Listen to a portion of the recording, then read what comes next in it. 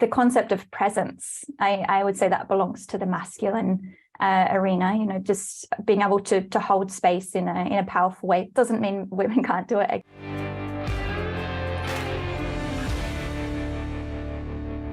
Well, welcome to the True Man Podcast. You know, as I was preparing for the podcast today, I was looking at my guest website, and it reads. She has a great question on there, and anybody who knows me knows I love great questions. So, she has a great question on there, and it reads, when you stop running for a moment, do you hear a voice inside you that asks, "And now what?" You know, I think many of us have been in that spot at some point in our life when we're running from something rather than to something. So let's see if we can learn something about that with guest Anne Van Der Giessen. Did I get that right? I never get the people's names right. Was I close? That's good for me, Mike. Okay. All right. It's all right. I have a history of this. So Anne is a personal development expert and coach specializing in transformational personal development coaching for high achieving men.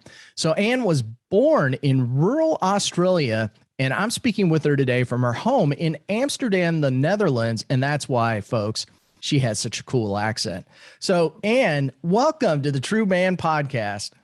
Yeah, thank you, Mike. Good to be here with you. So give me the right pronunciation.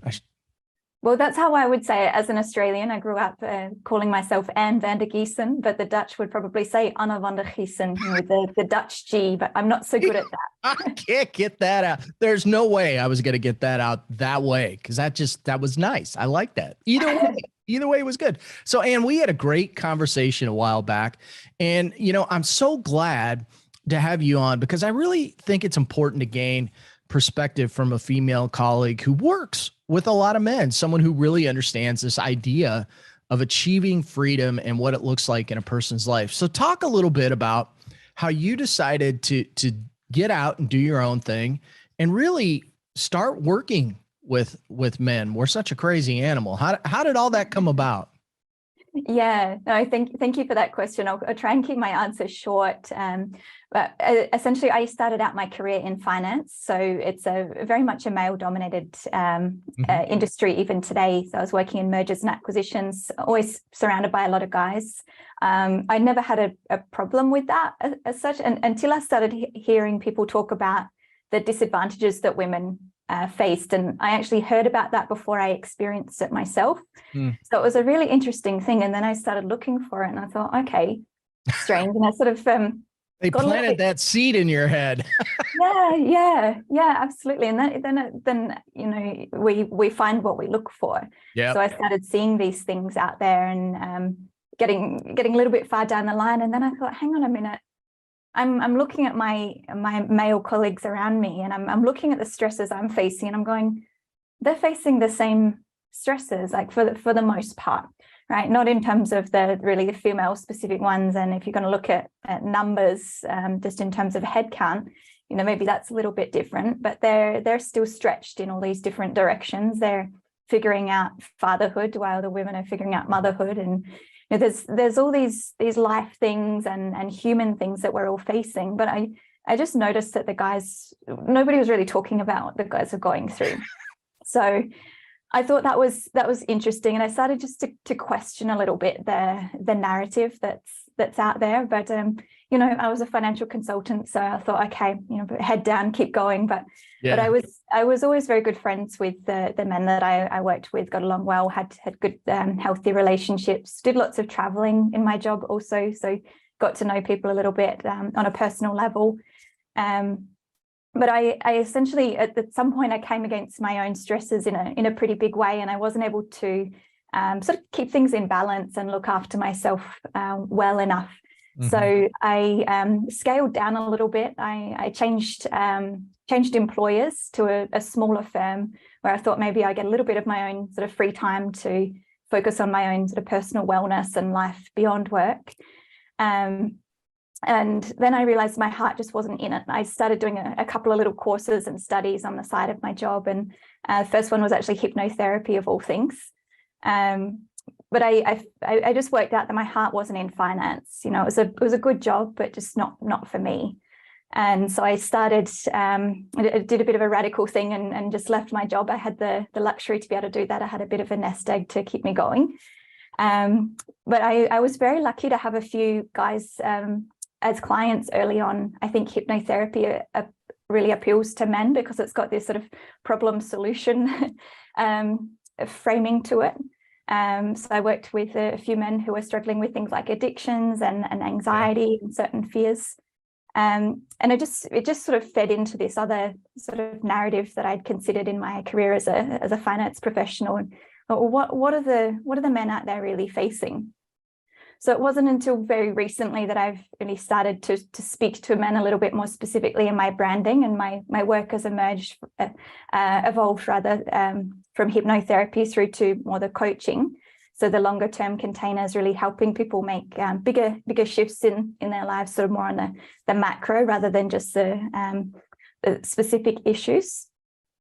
But yeah, it's really been a natural emergence. I think it's the way that I speak to the human experience, a little bit more direct, also a little bit more in the nuance of things. I think it just appeals to the masculine way of doing things, but also with that little bit of feminine softness in there to balance it out. So it's been a natural emergence, but I'm just so in awe of humanity as a whole.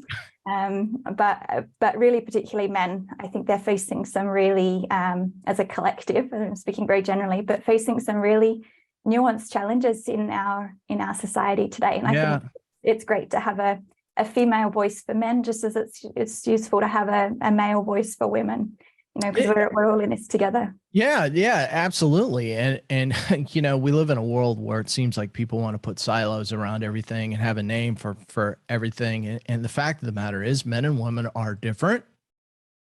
We're just different, right? It's biblical in nature. It's just, it's also scientific, despite what some people might say. But I think it's important that we understand these two perspectives, because we're different, but in some respects, we all go through the same thing. So, maybe we go about it differently, but we suffer from the same problems. So talk about what you see as some of the challenges that men are facing from your perspective. Yeah, well, I think the question I have on my headline on my website is a good framing for that. Is when you stop running, oh man, just being caught up in things, then what happens? Where do your thoughts go? And that's what I noticed about men. And again, speaking on a very general level here, but there's like these stages, these expectations to go through it. It's like, okay, go through school and then university and then get the good job and then, find a partner and have children in the house, all these things. It's like life is just planned out. And of course there's, different. Like a checklist. Yeah. It's not a checklist. It's really not. It's far more complicated. And, what I found, probably similar to what you found, is that a lot of times, if we didn't have these conversations with our fathers or another man in our life, we were left to figure it out. And by the time you're figuring it out, you got the house, 2 cars, a dog, and a couple of kids. And then you're going, oh man, what the heck is going on here? And so, you need a good community. I always say a good community of men around you to help you understand and live life, better, because there's just always somebody there to raise their hand and help. And at least I hope, or as I always say, you're surrounding yourself with the wrong people if they're not helping you. Yeah. So I think you say something really important there, though, Mike, because another thing I noticed amongst my male clients is there's a disproportionate number of men whose fathers have been absent in their lives, whether they've passed away or they've left or they've been a workaholic and just not there. But I think the men who work with me, because my work's not just, okay, let me help you achieve your goals, but it's also how do you make peace with the past and peace with yourself. There's very much a healing element to it. And so I think by nature of that, a lot of the men I work with have had that element that you speak to missing in their lives. And nobody talks about how important that is. And so that's why I really believe in this idea of men's work also. So men getting together in the absence of women and really having these open-hearted conversations. I'm really a big stand for that, and have a lot of men in my network who, like yourself, are holding these men's circles, which I think are just invaluable. Yeah. Do you find, and I'm just curious from your perspective, as a female, do you find that men are forthcoming? Now, this whole idea around father wounds is a big deal. It really is a huge deal. Do you find men to be forthcoming, or is it something you have to push a little bit to get out of them? Both. I think they're okay to acknowledge that there's something there, and quite often there's some quite big energy, whether it's anger or denial, or something quite big. But sometimes when we first touch that, it's just there's too much there, because it feels like it's one of those insidious things that just touches everything. It feeds into a lot of the frames for the world, especially like judgment, what's right and wrong. It's like my father left, which is wrong. That's a really common pattern that I see showing up. And so there's this correction the other way. So I'm not going to do that. So I'm going to make really firm decisions about what's right and wrong. And so then that provides a frame for the whole of life. So if we go and sort of start shaking up this father wound on day one, it can really sort of pull out a lot of threads in different areas of life and create a little bit too much chaos all at once. So I'm quite careful in just testing to see how it is. I mean, some men I work with have already done a little bit of work around that. Yeah. Maybe they've done therapy or coaching, or work in the context of their religious community, whatever that might be. But if it's really brand new, we need to approach it with a lot of love, because it's a very tender place from what I've witnessed. Yeah, I agree with you wholeheartedly on that. And I think the challenge there is that a lot of times as men, we've masked those things or just shoved them down inside of us and suppressed it.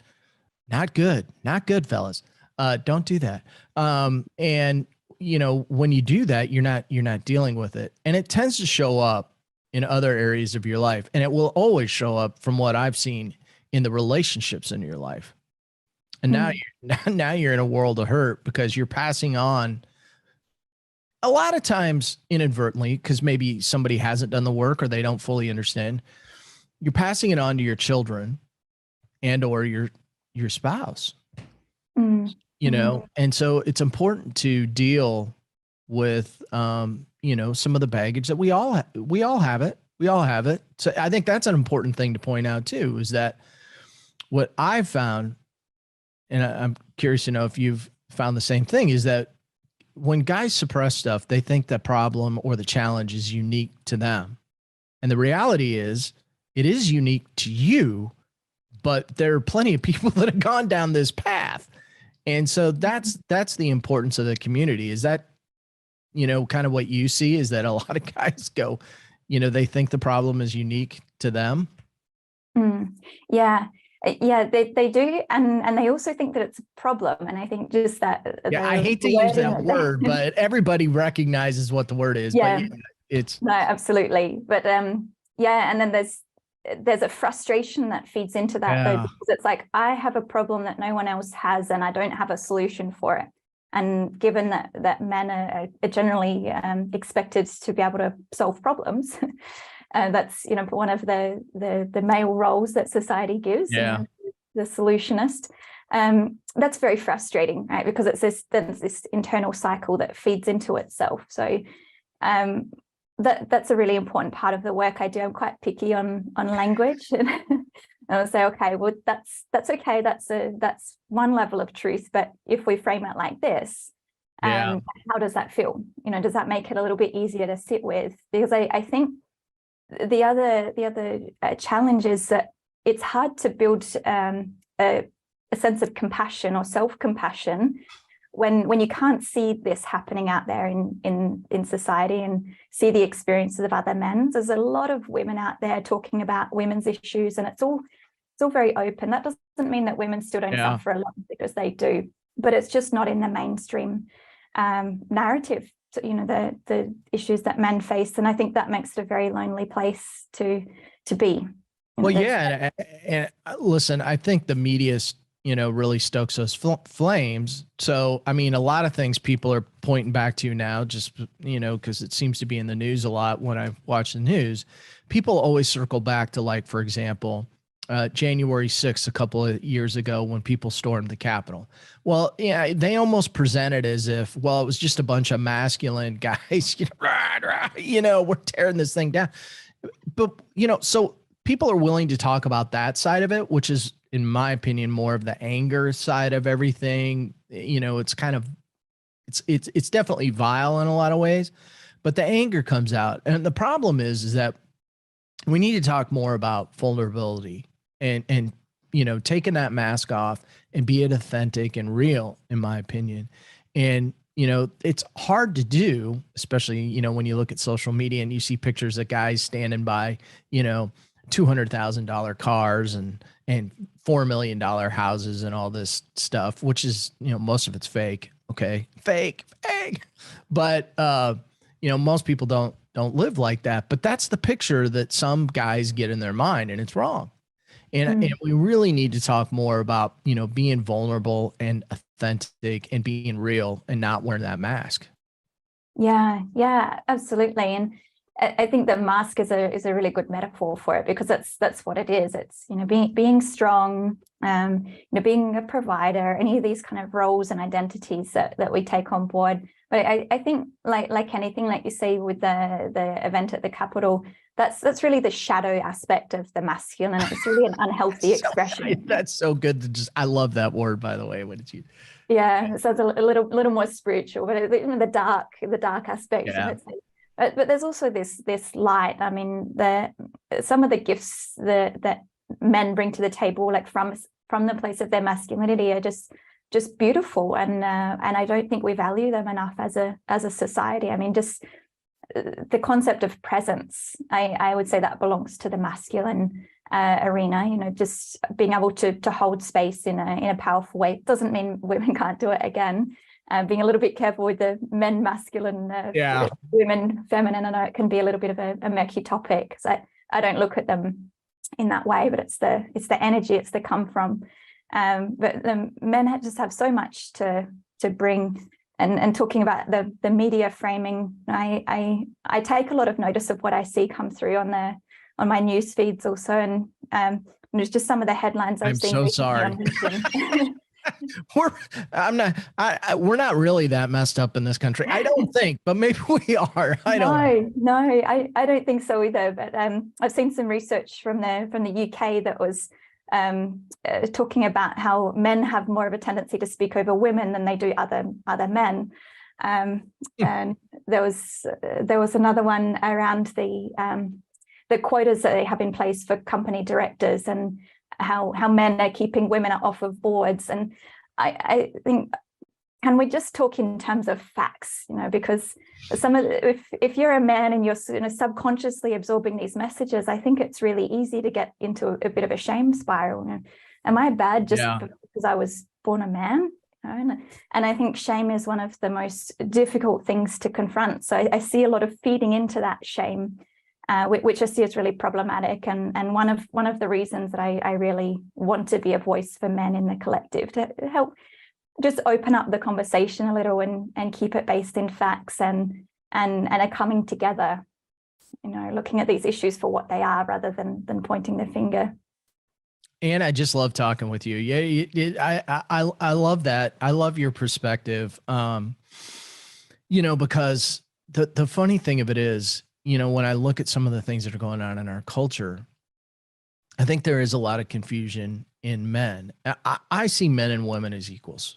Okay. I mean, my wife's been a senior person in an organization for a long time. And, we hear things in the media and the news, and it'll say, well, women aren't paid as equals in the workplace.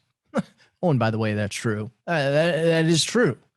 And, and by the way, at least from my perspective, seeing my wife as a senior leader in an organization, she puts in more time and effort to overcome, some of the stereotypes that are out there. And she's an incredibly hard worker. And, but, as a man, sometimes, and I think we may have had this discussion, like, when you see what's going on in our culture, I worry, well, if I hold a door open for a woman when I'm walking in the grocery store or the mall or whatever, is she going to comment like, no, I can get this, and that's not how I was brought up. I mean, I look at it more from just, I respect you, but I think, and I'm dumbing it down, really simplifying it, holding a door open, but that's kind of where we find ourselves right now. And that's where, for a lot of guys, I think there's confusion. Like, I want to treat women equally, but how do I do that? How do I do that and not have them go, you're hitting on me, you're whatever the case may be? And I don't know that I have an answer for that, or a good answer, but they're murky waters, aren't they? And it is.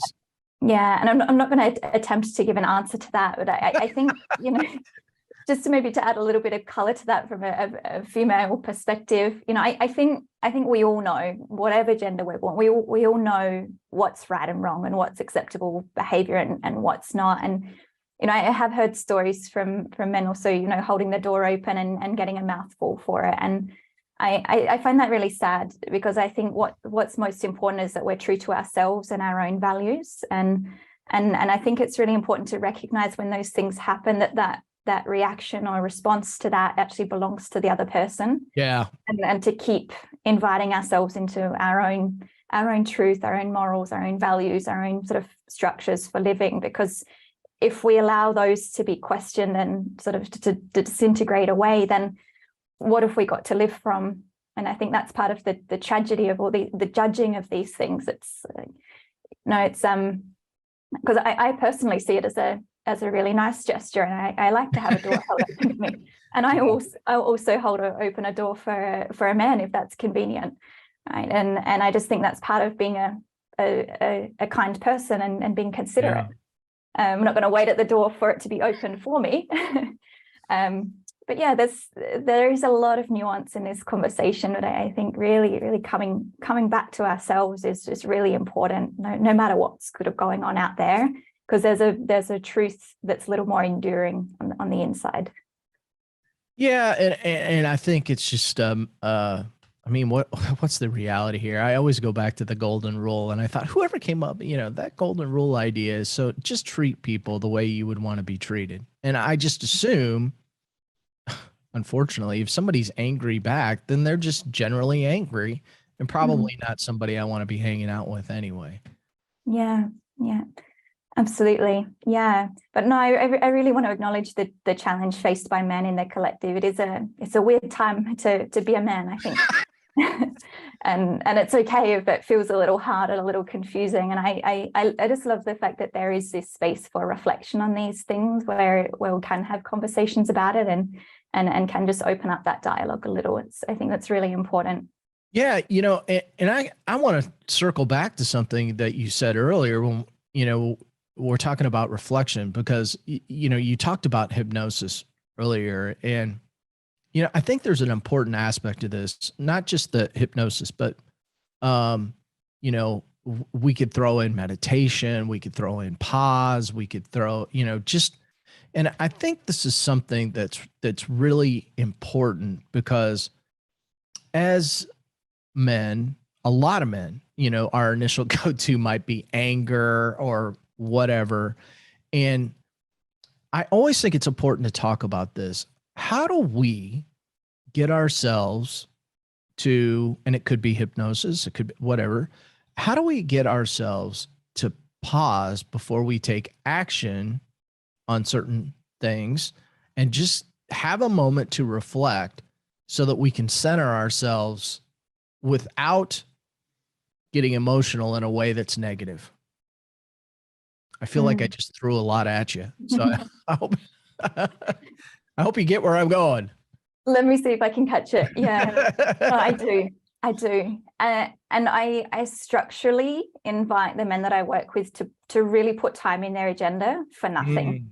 Just I call it white space, because it's when you're talking about creating space between sort of the stimulus and the response just in everyday life, I see that as really an emergent process. We can't just flick a switch and make that happen, because we're constantly responding to our environment, or reacting, which is a little, to me, that implies a little bit more emotion there, something not as clear and processed. But to structurally just have this time just to sit with your thoughts and feelings and what's coming up. Like, what are those thoughts that naturally emerge when you create the space? And to acknowledge that some of those might be uncomfortable, and that's really okay. Sometimes we need to sort of invite forward that warrior archetype, that kind of fearless archetype that can meet these things, even in the context of working with ourselves. And it's like, even though it's hard, it's going to be okay. But those are the things that are really going to be the clues for what's important, and to refocus on that. I love the framing that you give to your work also, like the comeback, because I think it's hard to create an opportunity for a comeback unless you create space for something to actually emerge and to pivot. It can be that life will present that for you, by way of sickness or redundancy or divorce, whatever it might be. And life goes, okay, you got to look at this. But trying to get in a little bit earlier does require really being intentional about just spaciousness, which again, it can feel really uncomfortable when you're not used to doing that. Like, if you count how many times you go to pick up the phone and scroll social media, it's a big one, and where our physiology is working against us. So just continue to invite yourself into that white space and see what emerges. I think that is the most important thing, and of course to have good counsel in the process, somebody to help process these feelings and things that come up. That's something that you mentioned, hypnosis, that I do with people in the context of a hypnosis session. We can go a little bit deeper without the conscious mind sort of intervening and the ego saying, no, we're not looking at that. It sort of gets under that a little bit. Yeah. Also a very confronting process at times. Can be very emotional. But again, I would be there in the therapeutic context, whoever you might be working with as a hypnotist.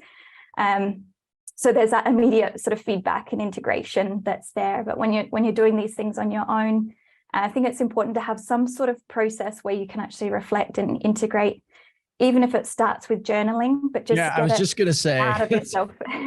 Yeah, I was just gonna ask you. I assume you encourage journaling. Yeah. A lot of men seem to be a little resistant to it in the beginning, but it tends to come up after some time. I saw a good clip from Matthew McConaughey recently, actually, where he said the way to become a better man is to journal, because then you see yourself externally, like you see it on paper, and then you can see what you like and don't like, and sort of tweak from that space. And I thought it was really great to see somebody like Matthew McConaughey speaking to that. I, in fact, saw that on social media, and I never, I don't know what, I follow Matthew McConaughey because he's actually really has some great insight on some things. Funny enough, I can't believe you commented on that. Well, I can't. I actually, and I never do this, I actually responded back to that post. I think it was on Instagram where I saw it. I actually responded back and said, hey, will you come on the True Man podcast and talk more about that? Because I just think he nailed it in a way that, like, I'm like, wow, I hadn't really, thought about it. And when I saw him or heard him talking about it, I was like, wow, that is just terrific insight. So geez, we should have had that. I'll have to go find that video and put it in the show notes for everybody, so that they can check that out. Cause it's really, I think that it's really important. And honestly, I talk about this more and more because I'm in the process of writing, actually more than one book, which is like crazy, but, your story, I say this to guys, that your story is so important, and your story actually could become a book. And a lot of people are like, what really? Who'd be interested in that? A lot of people would be interested in that. You have the opportunity to impact and save lives. by telling your story. It's that important, I think, anyway. I fully agree with that, Mike. I think it's so important. You know, like we spoke to earlier, a lot of men are suffering with these challenges and suffering alone because they think it's unique and they think that they're somehow broken or damaged, or, you know, that it's their thing. So I think story is really a gateway into understanding and empathy and compassion and all of these things that are needed to actually get the strength to overcome. And I think we touched on that last time we spoke. You know, just look at male suicide rates. It's enormous. It's devastating. And you know, I think anything that we can do to share more of ourselves authentically and invite people into a bigger conversation is really powerful. And I have to say, I have never worked with a client I didn't think could probably publish a book with their story. I know it's a little bit skewed because I'm a coach. People come to me with you know, challenges. Generally, it's not all about, you know, chasing the light. And yeah, but it's just it humbles me deeply just to see what humans are capable of withstanding and creating. It's really beautiful. Yeah, I totally agree. Hey, before we wrap up today, I want to make sure everybody, and again, you know, these are things we'll add in the show notes and all that, but tell everybody, how can they get a hold of you if they want to get a hold of you and hear more about what you do? Yeah, absolutely. So I think the best place to contact me is by my website, which is very, very simply www.annevandergiessen.com. I do have a weekly newsletter also called Wellness Wednesday. It comes out once a week on a Wednesday. And I share all kinds of tools and insights and stories that I use inside of my practice. Also, quite often sharing these worksheets and whatnot that I'm really using directly with my clients. So I try to give as much as I can there, because I know that really investing in personal development coaching is not something that everyone can afford. So that's my way of sort of giving back what I can at this stage. So you can subscribe to that. There's a link at the bottom of my page. In terms of social media, I'm most active on LinkedIn. So I have some really beautiful conversations with my community there. It's always me responding to the posts, and sometimes they're quite lengthy conversations. So I'm always up for a sparring conversation there, and have a lot of people who just follow and don't comment or like on anything either. But I often get the feedback that people gain a lot from it. So really welcome to join me on LinkedIn too. I love your website. It's really well done. You have some very interesting introspective on your website. So hey, I encourage everybody, go out and check it out. It's pretty cool. Yeah, thank you. Appreciate that. All the past Wellness Wednesday emails are on there as well, so you can go and have a look at the blog and see if it's something that you might be interested in. And before we leave today, I always want to give people an opportunity to leave us with something that we may not have touched on today. So if there's something that you wanted to touch on before we stop the show today, you know, what would you leave us with? I'd really just love to leave this conversation with an invitation to all men just to check in with themselves and to really ask themselves if they're okay and what do they need right now.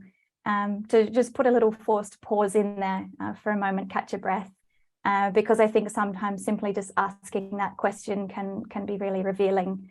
And so whether it's something in terms of, you know, going and getting a regular health check from the doctor or the dentist, or maybe reaching out and engaging with some support, whether it's community-based or with the church, like the incredible work that you're doing, Mike, whatever it is. But just to check in with themselves and go, what do I need right now? Yeah. And I think men are not encouraged to ask that question enough. So just to pause and do that. And that's a big gift for me as a beneficiary of men being better. You know, we all get to benefit when men work on their wellness. Well, there you go. What an awesome way to end the show. Great piece of advice. And thank you for being here. Really appreciate you being on the podcast and getting your perspective. Yeah, thank you so much, Mike. I really appreciate the invitation and connecting, and looking forward to continuing to share in the coming time. Absolutely. Take care.